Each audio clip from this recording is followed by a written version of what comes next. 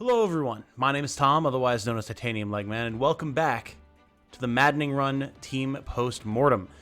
No big intro this time, since we are basically just continuing right off of the previous video. If you missed that video, the thumbnail is here, and the link is in the description. Go check that one out for what we're talking about, why we have the context that we do, and talk about our first 5 heroes, including the Brave King Boucheron. Starting right off, though, here, we're going to talk about Mage Coroneer Mauvier, which is an interesting little build that I concocted and added to the team, obviously quite late in the game, because, I mean, you don't even get Mauvier until basically endgame. But I'm quite happy with the contributions that I had from this member of the team, even though it definitely was a slapdash, not super well planned out build that definitely needs to be improved on. And I'm going to say that this is solidly a mid build right now, not because the theory crafting, not because the concept is bad, but just because I didn't have the time or the resources to really flesh it out in the way that it deserves to be. So what's the idea here? The idea here is that we're trying to find a way to make the Mage Cannoneer class, one of the 2 new DLC classes that came with the Fel Xenologue and with the DLC for Fire Emblem Engage, work. It's a weird class, but it's an interesting class. And the concept that I came up with was that we could use the extreme range afforded to us by our cannon attacks to make very good use of the debuffs and area control that Karin gives you as an emblem. We'll go through what that means. So, we have Let Fly. Used to perform a guaranteed hit area of effect attack at the start of the next player phase, unit loses equipped weapon. This is an attack.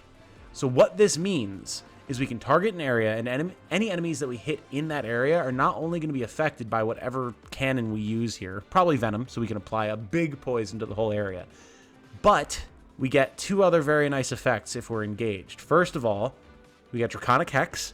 If unit initiates combat, inflicts -4 to all of foes' basic stats after combat, and Dreadful Aura.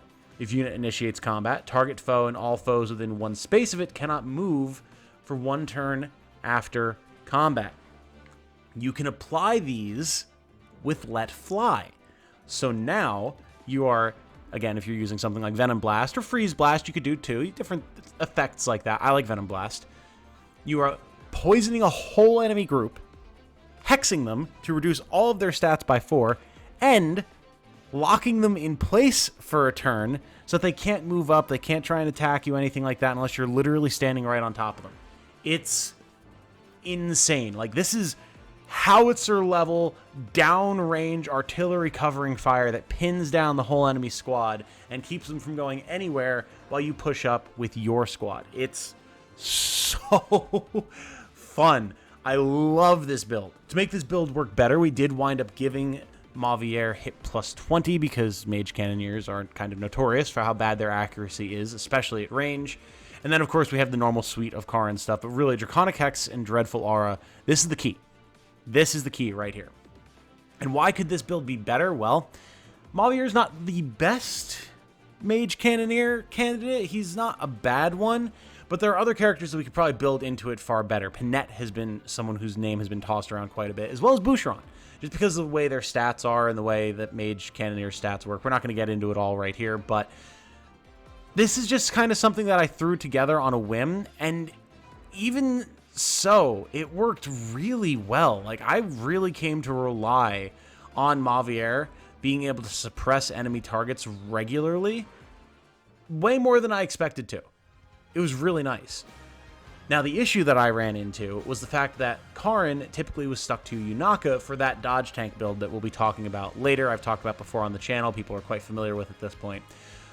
So how did I make that work? How did I balance that out if I wanted to bring Mauvier and Yunaka on the same team? Well, you might have an idea that there was something I did here, seeing as how we inherited Draconic Hex onto Mauvier. And that was to actually put Chrom on him. Seeing as how I wasn't using Chrom at the end game with Boucheron, I was using Marth with Boucheron, Chrom was open. And this was nice because it allowed us to have guaranteed backup attacks with Robin. So when we were attacking from range with our cannon, we were getting free damage in with Robin. We were getting bonus magic when we were engaged, which is nice for the Mage Cannoneer. And we were still able to then apply Draconic Hex at range, which was really, really nice. We could rally Spectrum if we needed to around us for our allies, if we weren't attacking anything, which was rare, but we were still able to do it. We were able to surprise attack. Again, not the most useful thing, but we were still able to do it. Really, this was mainly to get extra chip damage in with our backup attacks when we were blasting things with Venom Blast or Holy Blast from range, and still applying Draconic Hex if we needed to be dodge tanking stuff with Yunaka. I really like this build on my next run that I do, probably not on the channel, just for my own fun and experimentation.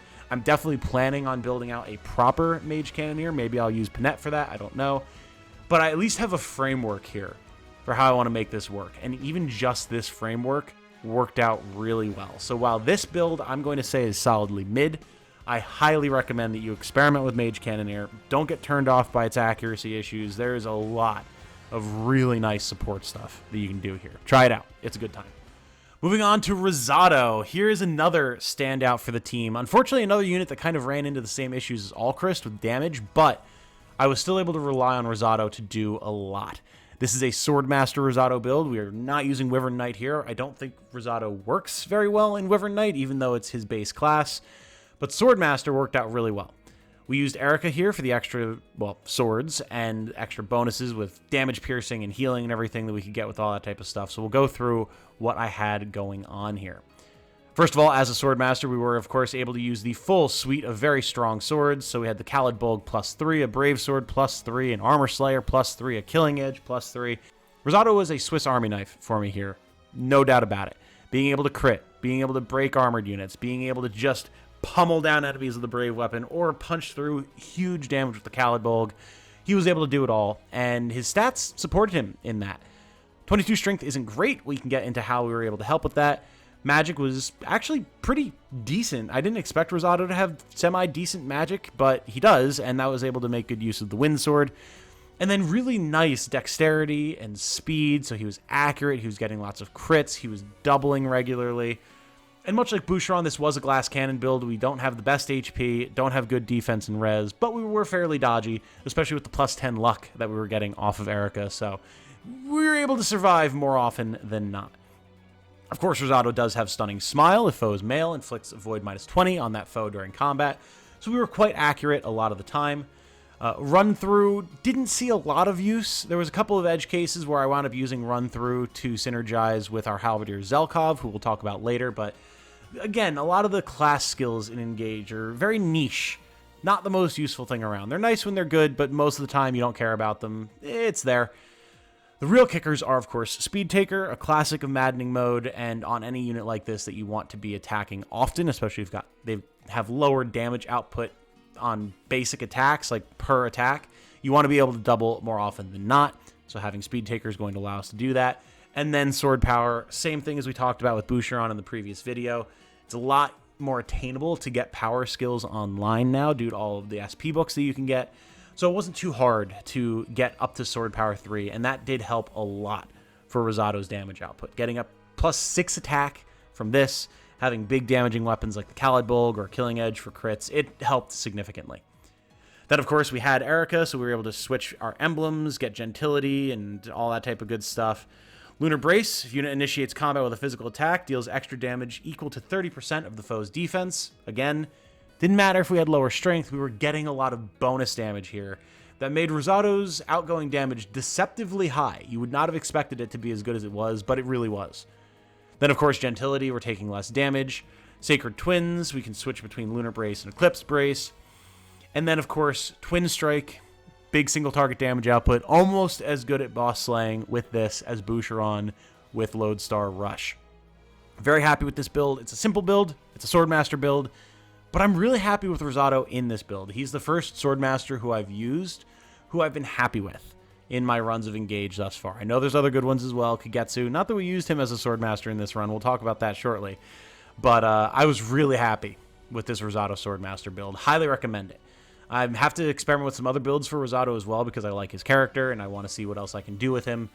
But Wyvern Knight disappointed me, and I'm glad to have found a class that works better for him. Highly recommend it. He was probably, I wouldn't say he was top 3, because that definitely belonged to Jean, Boucheron, and then my Jade build that we'll talk about later.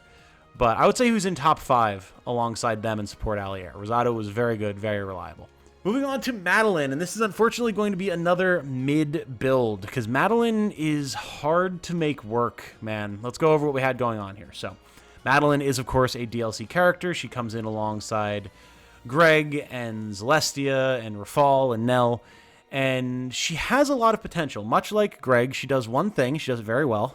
She is tanky, and she deals good physical damage. She's got great HP, great defense. She can hit fairly hard, kind of to complement Greg's good magic and res. The issue is she's not good at literally anything else.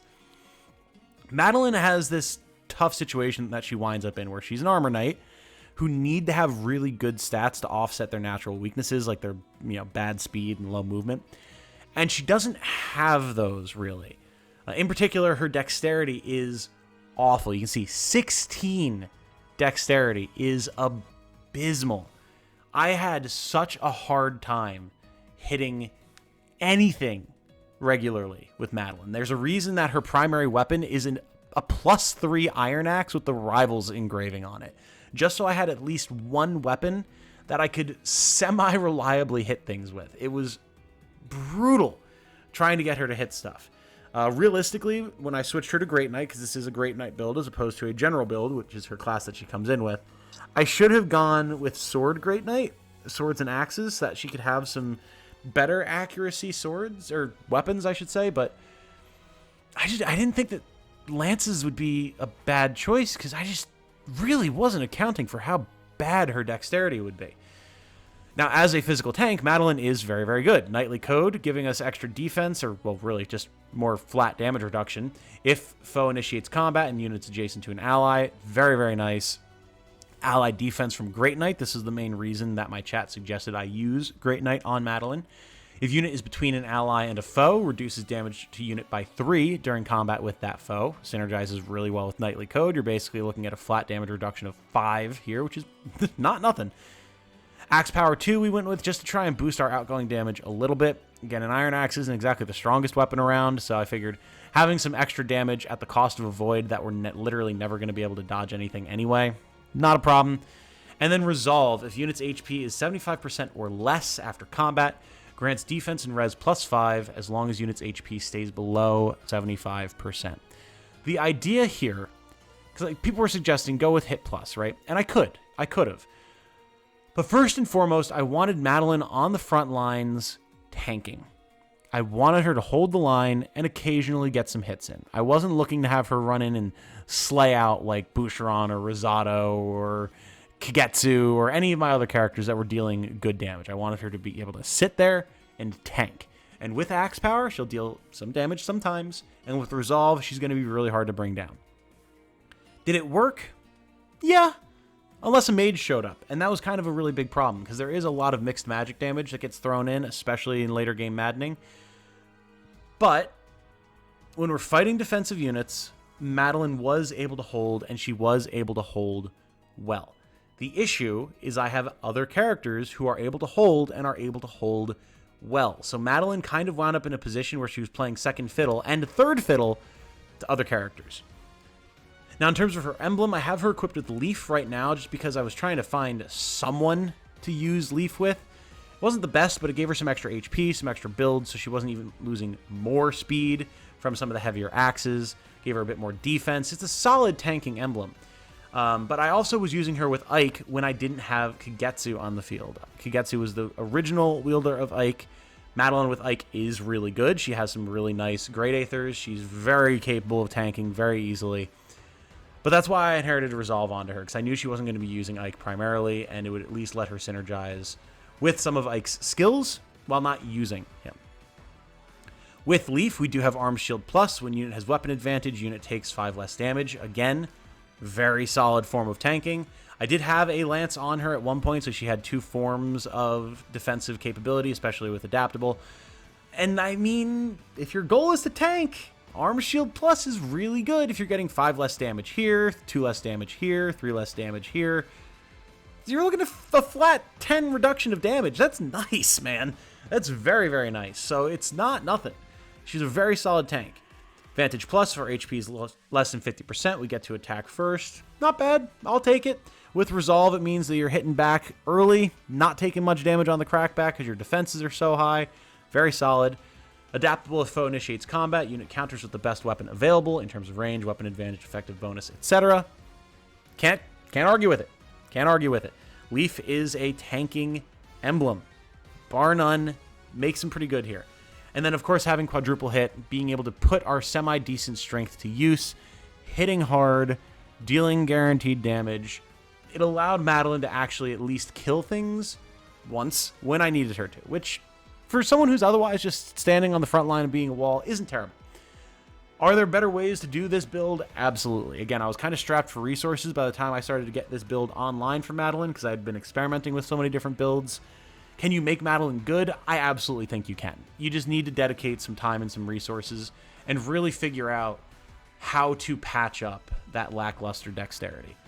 I would be interested in trying out some other classes on Madeline as well. I think there is some cool stuff that you could do with some classes that aren't normally as tanky. I'm thinking maybe even like a halberdier, while being able to use things like Knightly Code and potentially Leaf to boost your tankiness and then get the benefits of what is otherwise a frontline damage class while still being tanky. Would that work? I don't know. I have to theory craft it a lot more, experiment with stuff. But there is a possibility there, I feel like. So if you have a good Madeline build that actually manages to patch up her dexterity, let me know. I know we talked about some Madeline builds in one of my previous videos as well, but this is one of the characters that I've had the toughest time cracking, and I want to get her figured out for sure. So let me know. And for now, this is a solid mid on this build. What was not a solid mid, though, and people were absolutely memeing on me for doing it, but I'm actually quite happy with how he turned out, is General Kagetsu, everybody. Everyone talks about how strong Kagetsu is. He's one of the strongest base characters in the game. He's got incredible base stats, incredible growths. He joins as a sword master when a lot of your other characters aren't even promoted yet. He just will slay out from the moment you get him and through the entire rest of the game if you keep using him even slightly. No argument there. Kagetsu is awesome. So I didn't want to use Swordmaster on him because literally everyone else had already done it. And while it would be fun, it wouldn't be interesting for me, you know? So I decided, why don't we go the complete opposite direction for the memes and go General? And it works! It really, really works. General Kagetsu, I think, is actually a play. Is it something that you need to do? No. You've got other good tanky units, but the thing about General Kagetsu is he's faster than you would expect. You can see his stats here. 21 speed is not fast, but it's a whole hell of a lot faster than your other tanks. And the rest of his stats are still good. They were, granted, these are with emblem bonuses, but still, looking at 62 HP, 33 strength, 38 defense. This is a man who's going to take a licking and keep on ticking, man. He just goes, and he hits hard.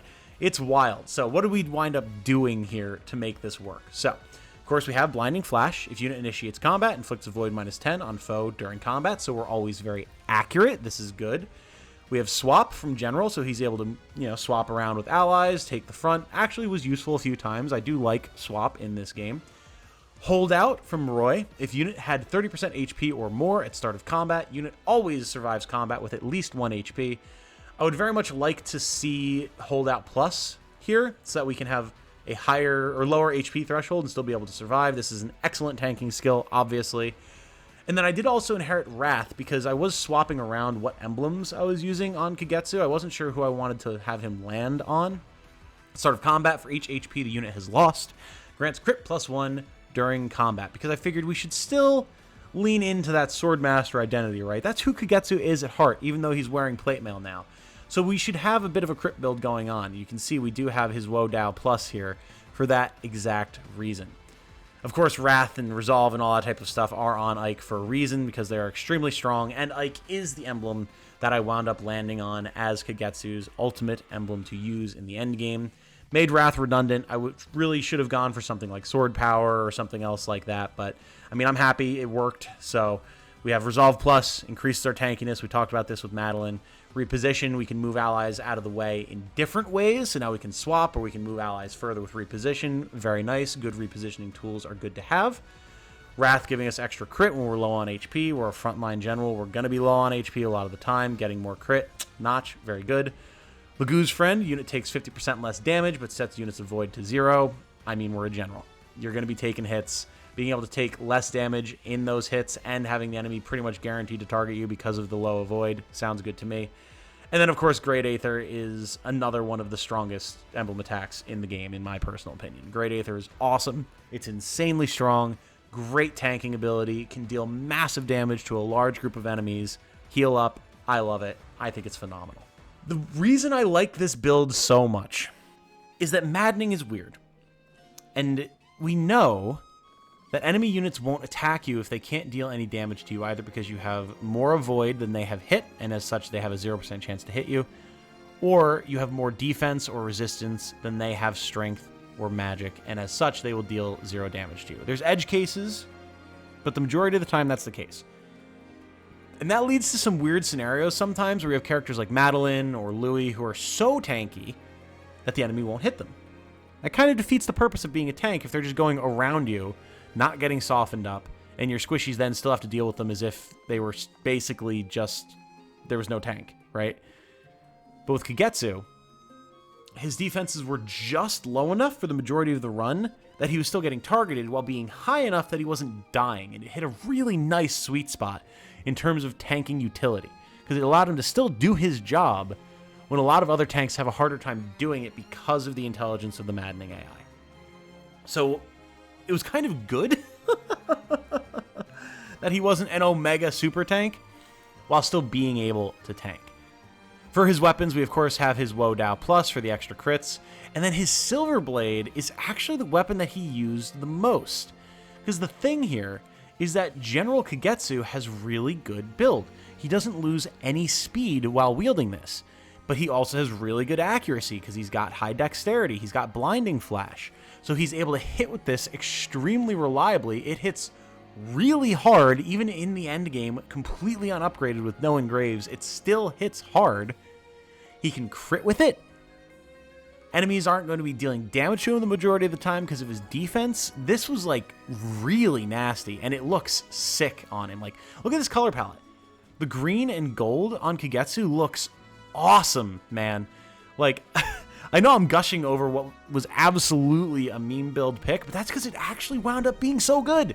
I highly, highly, highly recommend that you try General Kagetsu. It's like, it shouldn't be as good as it is, but it is. It's a ton of fun. And watching him just out there taking hits and then crushing dudes, it's awesome. Highly recommend. Check it out. It's a good time. Moving on from the meme build, we go to a non-meme build with Nell and Byleth. Of course, Nell being another one of the DLC characters who joins you following off of the Fell Xenologue. And I love Nell. Nell's an awesome character.